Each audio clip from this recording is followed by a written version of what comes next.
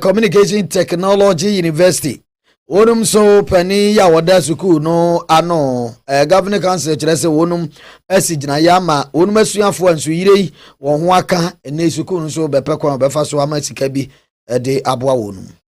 Honorable Hassan Rashid Pepuo ya wɔyɛ ɔsoafo wɔhwɛ apɛdi enwuma ne wɔne ayɛfa wɔn adwuma so no ayɛ mpi wɔ Central ɛna wɔde ato dwa sɛ yɛ de schoolfo ewura nkokɔ yɛn mu ne nkokɔ nketenkete na ɛbɛboa paa ama wɔnyɛ anidasoɔ ntɛm.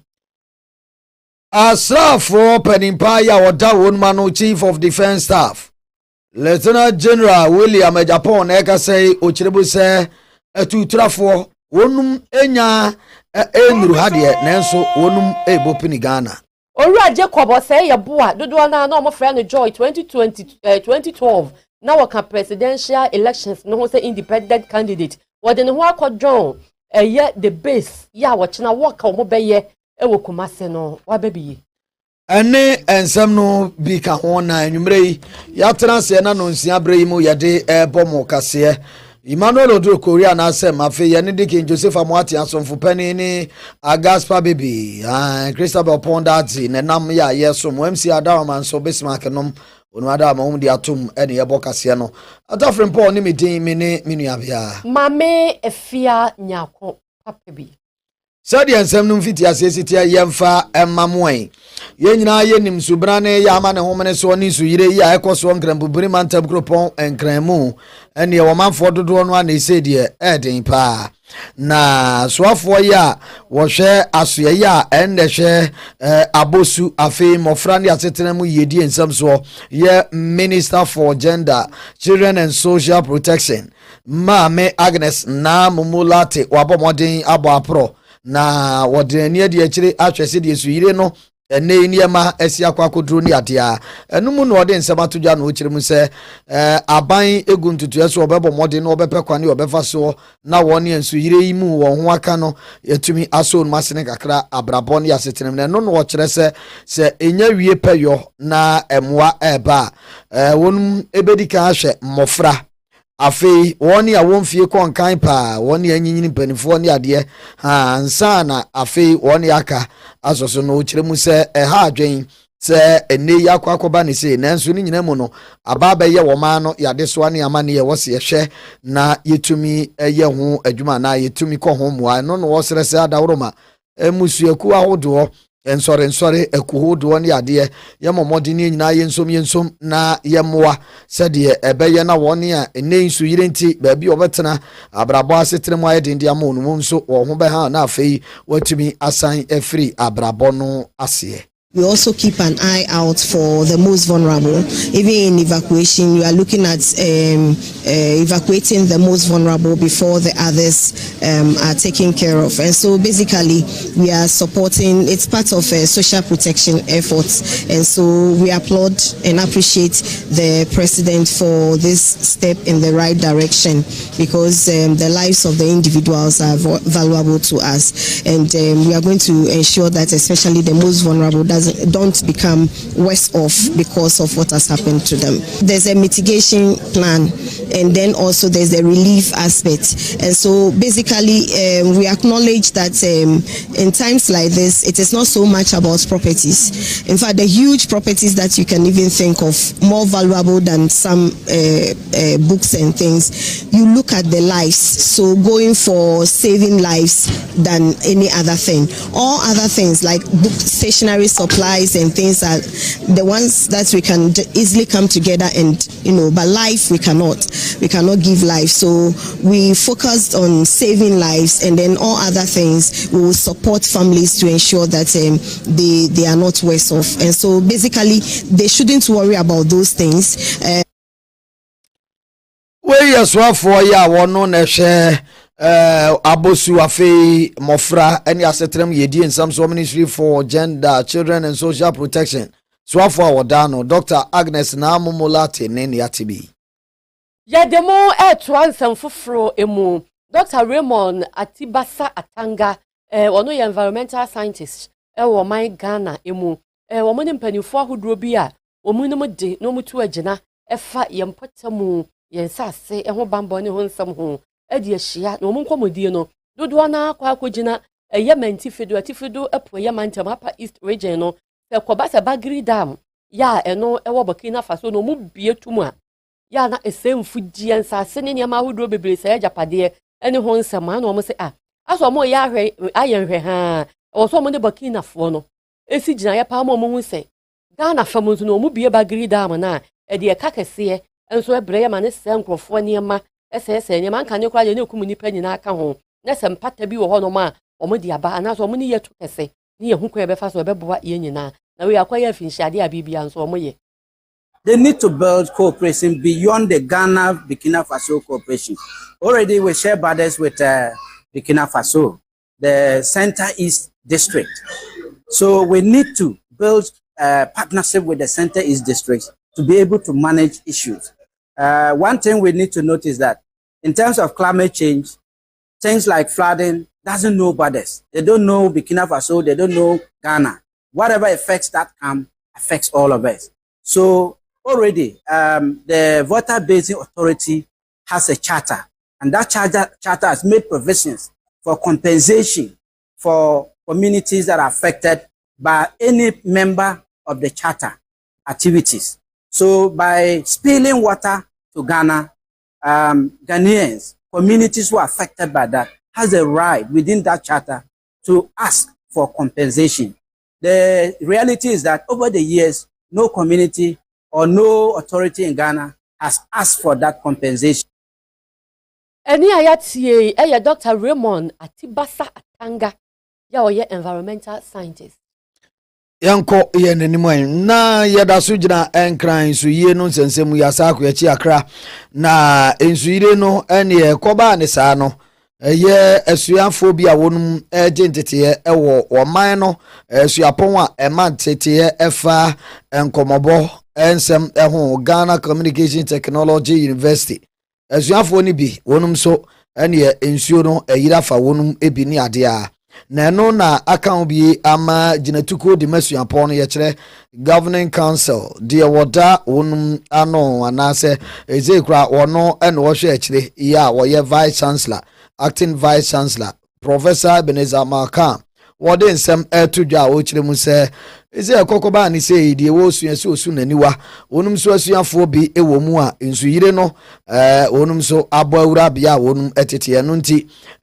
suku no akọ ginasie ya wonum ntotoye na enche wonum ebeje sika botin bi mu de ama wonum asuafo a nsuo ayiri afa wonum no o kire mu se wonum asuafo no be se ahanu 200 students are one more Ghana Communication Technology University or and the nay wonum so atena ye ensuo abo apini ho no say kokoba ni say nyina no wonum de ande onum enim omu hawo ni se suapon no na ye ya wo sukum wo no campus no hostels no o si ekuma binti koba ni sa no aka bia ma suafo ndodo no ano sire wonum ebo modern etisi montene so no akwa akopɛ ba bia atena binom sikasɛm ne ade nso nti no ene mia hodo ya adan efo no na wonum etimi kokko tena bi ti sala adwone abekanom ene sɛ nensuo age wonum nyina samso na enche sukuu no ye ntotoye na afei wagya sikam na sɛ asuafo bɛ sɛ ahanu ya wonum atena ye ensuo afa hoyi wonum de aboa wonum ye bɛhwɛ na ya pɛ sikabi ama SRC executives no mo ahwe aticha ma ono mo mo didie ni sane ma ne ma no behwe ho no afa ho ena ye saka ese yi bebi omoda no ono se be ma omo temporal place a omba beda na ya suspend classes up to next week Monday na ya hwe na ya I'm making sure so be a settle. On some munema bebre essay yes I know na mo bet me aba school from next week onward. And term no I will say as I see I have say no what the other end no ye ni KPMG for mo na mo ye consultant. Yo nti na acting vice chancellor de wo hwe akire se panipa ya wono na Ghana Communication Technology University Wadano Professor Ebenezer Markham na yete ni na nsem odi tudwa ebra na NADMO coordinator yo wo okan kwe anafo aba kuropa de chire potam ye chire Okankwe South Municipality ora Michael Azaglo abo mode abo anan na wako school mo no na ora Michael Azaglo wonso wode ensem kakra etu edwa wo chire mu se assembly bedwako nso mbebo mode no ma hwe no mu ato kese na afei niema ahwere ne ka abo nso yire num ne ade no nyina no mukwa befa so ne moa ya ebetimi akọ asuafo ne nso. We have seen a lot. We are on the field, we saw a lot, though it was raining, but still, some of us were trying to rescue some people, but it was not possible. Later, we were informed that the students over here, Ghana Telecom, were also affected. So we have to come and see the extent of the damage that the flood has caused. That is why we are here. We are now sending the reports to our heads to see what best they can also do to. Na Okankwe anafo kuropa de chire potem ato enche aboafo adwumaku National Disaster Management Organization etwentia friend NAPDMO wonum totofo ora Michael Azaglo nso ne yete ne die. Empanimfo aye Ghana Poetry Day celebration ne etoso ensiye 6th edition ewo eye Nkran State House ani mu honom enamso amoso afo wo hwe apedie any Numa Ensem, so Minister for Labor, Jobs and Employment, Honorable Dr. Rashid Pepu, Wakasa no dia to just say, who be here pass,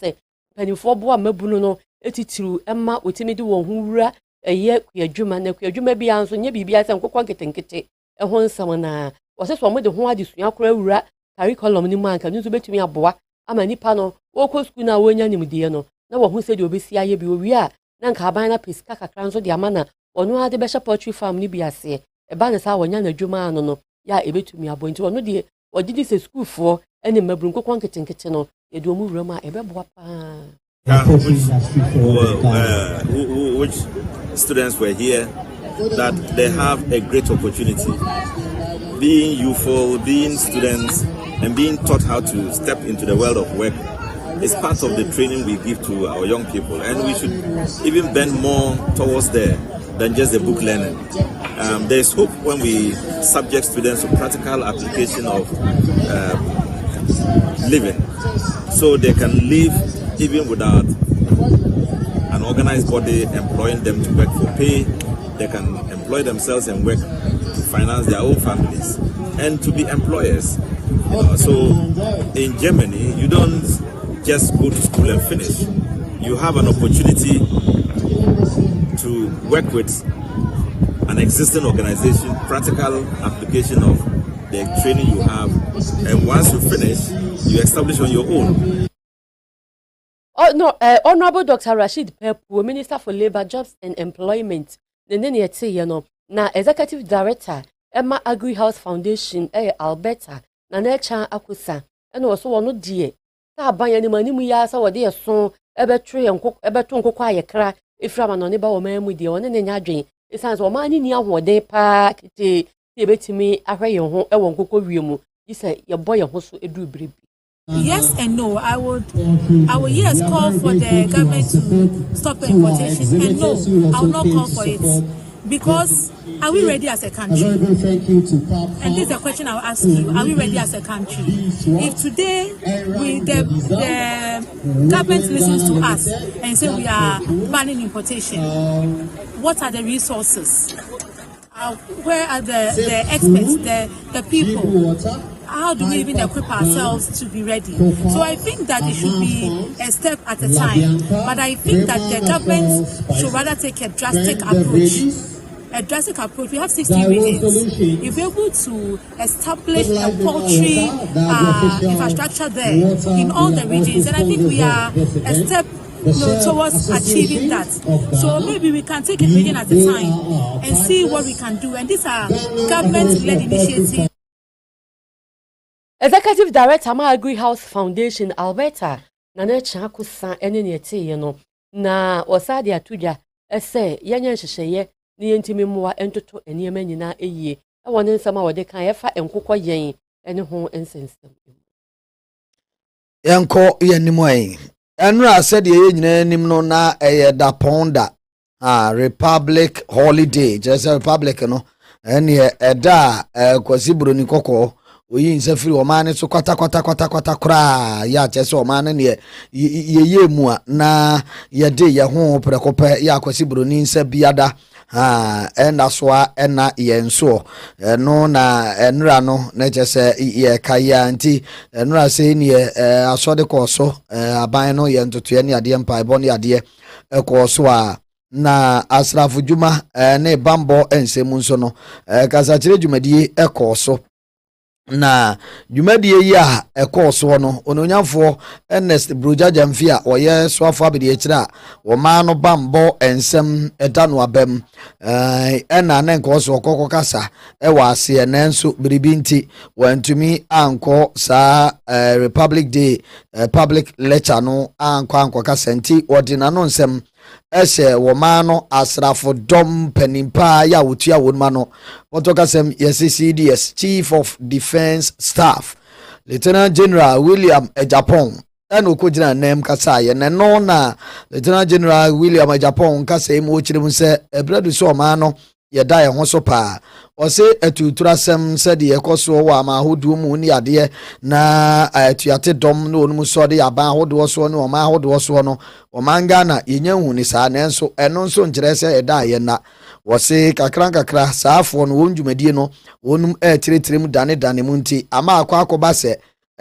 ben wo manga na nisa ye no hia se wo ma no ye ma ye ni eda ho so papa na afei ye ne woni a ye ne onum ewo kaseto ewo saa bambo no efemu no ye ne onum kaseto no ne nkitaudie no ekwa wano ne hyehyo pa wasi ade ye ha adwin sesei ye wonum dwumadie no se de o masi atereterem no nei woni yete eposo ebokro no edi sabio ewurukasem nyinada ubekom no na sebe etuturafo ehye wonum achi etuturafo ema wonum atu akonde sika ne ade ebo wonum ka no makwa akotena poso na wonum ade ewurukasem ede ama wonum ekuno anu nti nei eka bibi kire o manga na pose o manga na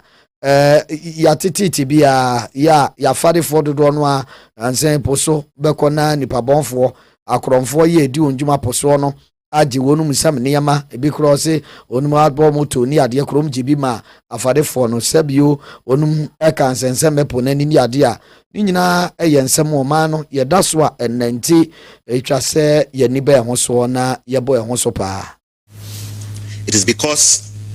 the map of our threat environment currently now has shifted dramatically in ways that demand a direct and honest response from government. Violent extremist organizations operating in the Sahel are not static. They are adaptive, resourced, and patient. They have already penetrated the northern belt of our neighbors to the north and are probing further south. Indeed, some of our compatriots have fallen victim. May the souls of our tomato traders who died in the Titao attack recently rest in peace. Ti omamuni nyina srafo dom onjumadie panipa ya wotua wonum ano Chief of Defense Staff Lieutenant General William Ejapong ne nsem na yedi kan twi ne ye kasemu ansana wode kopotomu.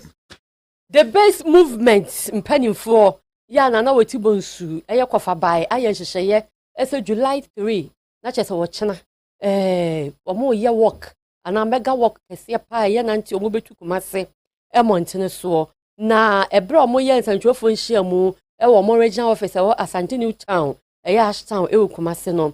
na eye Owura Jacob Osei yeboa mfie mpino ni 2012 no wojina asa kwantonkoro ya no prema mpani edibre no ebie dodo na afre no Joy wode ne ho abeka ho bi ya wabedu kumase ese wode ne ho ebewuram na ne woka no wochemu nyina na se braduru ese yegina ne yepe ekuo bi ya beje Ghana esi wonu nti wosre emabunu titiru ene obi ya so omu nyina meka ho bi na omuntu monten so no omuntimi register so beka kuwe ne ho na se de tie bia no Ghana ebeye yie no wasa achemu so omu de basis ebekokokoko mia hodo bi a omo besesa omanfo no ama omo abeye work na no omo abenantie nti wote se basis ni bi aduru ho a no wafu bi aba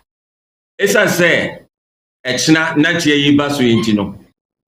momudodo a mo wa hai mudi adanse the base bus and nam baby bebre wa kumase a bronu bebre eso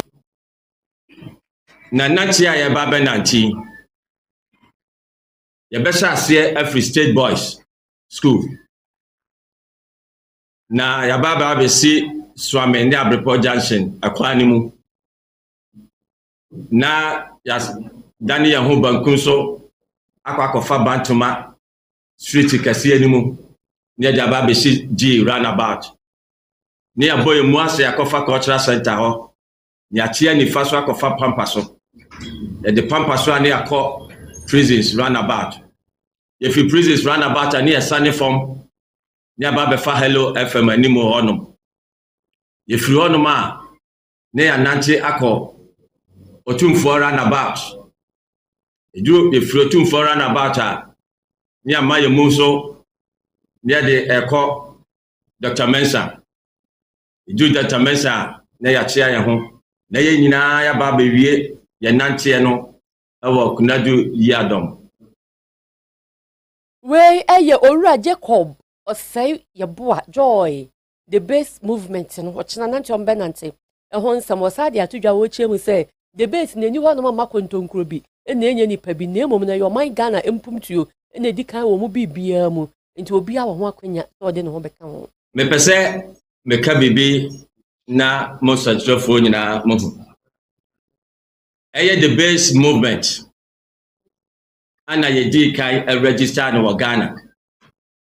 asana obi biara eba be register bibia ye frɛ no obeti the base movement ewo enti ye ne di kai register ewo Ghana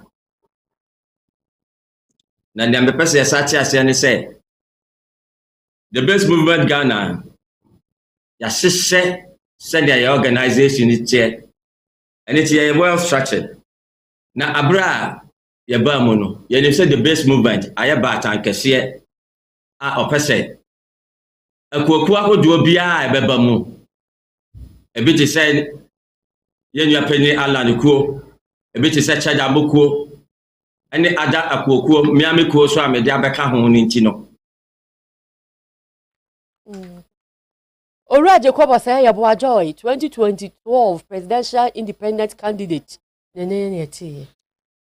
enti ene na eno no ya semu ya kanfu Boshaba Electricals edi amamon kania papa fie eye Boshaba Electricals ade bi fa electricals ho e fa nkania ho pe socket ho pe switches ho pe adapters ho pe cables ne ka ho nyina eye Boshaba Electricals na wo ba ubenya bi wa hanom ato e ba no CCTV cables ne cameras dey bo outdoor indoor dey try no ho share 360 degrees wo ba ubenya bi ato ye wo solar and rechargeable standing fan enso e wo hanom eniama ye wholesale any retail nyina nti ye kanfoma wo bia Boshaba nkania ene electricals ho niama no ni nyina eye papa brane betubi utimi betupa makoma a obetimi nso ato na make say obo okọ TikTok na obo Boshaba Electricals obehu se niama ni twagu saa se de obehu no saa na oba obenya ne pepepe e de atonya krokro de John fo de ni bia na Oyepa TV adwumam ana promise adwumam e wo Central Prisons roundabout Kumasi adum e na ye wo maame atakofo ni building ni madum PZ ye wo ho PZ ho abro sign no message de tenten no kejeti anhwe ani mu ho ye new outlet na enso e wo ho ye 0536 095 966 0536 095 966 Yanko ahomaso na yeni futufo Councillor Collins Bonsu eni komono no yai na wono ne pani kofa ba ya Purpose Discovery Foundation PDF woda ano Adumapa Road ono mo a wasaya so pani na ene no Councillor oboye ne yehwe se potokasem the future you want depends on you daachi a wo pe no ejina wa awoso Councillor we dey adwoni akwa aba na ekwan be so na me daachi a me pe no ejina me ame so yo me ofa me je so anyimiro na me tie tifo ni wana o hie nyina Promise TV ne wana o tie Promise Radio and they all kind of potokasem no say the future you want depends on you that's how open age now so saa Oza nyasabu akwanyankopon a ye na agide for ya factory so se ye kra genkwane ye rade no nyame mubro hufo ye tembia no ne de wa na famu de eno ntina eni twresem mu na nso ta aka se osoro boa de oboa no ho ye pese kire nyina ne se that papa open it now so the future you want depends on you ndi ofa se opese da che sika se bi gina yi na unye sika na de bo ho bra na ho henha unye sika e de bo nyame adwuma unye sika na de bo afofra e say ofa na unye sika e di kwase udi ni nyina you need to have a plan that will create a stable financial success for you. If you say person that wa yi titi ona on ware that de be say ma ware me ya asudue me be say me ha me kunu me be say me ha me ye that me ware ya me tutu me fie yi ofanya no ne de kan dembom ye gina sa that no ne ayan se se panne na boa ma that na ye kan yen saka na se pa no ba ku gina se ope that papa to be nya asudue wa ware mu a e say eso twa na mo epe bema ana wo ba ono be create that future no if they say men marry for the future and mema e ware e ma that the bema ope that papa o pass nwie o pass o tire busia e be so nyame ani aboa omanga na no so o ka ho ba oba obetimi aboa mo akimi atese sa that no so fa omanga na after 69 years of independence, you know, yeah, during that, Papa Bia Morman, you did not that, and you may, yeah, I see Ghana Titi and come, put them in showing in a car doing. I got that, Papa Bia said, in so not disaster. I got Buria Swa, in so time, because they unify it. And no, of I didn't know the account. Yeah, yes, I hold on now. His Excellency President, also near Sieno, a Fabi, the Kofarabane, engineering talent, a Fabi's attitude now. If you say, or my phone, you got in Sugar that, and we need to have a planner. You got to say, Subayan, Tumura Mubasabasa, now, I could choke gatas now, I'm not in Swabi here that. In order for you to be now, that's the papa be our water. In fact, you need Mukete. Nebum as all your wojuma. You need to have a direction for the future you want. Over, when you say, and then be a bomb fire for favor, your bomb fire for speed, your bomb fire for health. But health without direction is nothing. Favor without direction is nothing.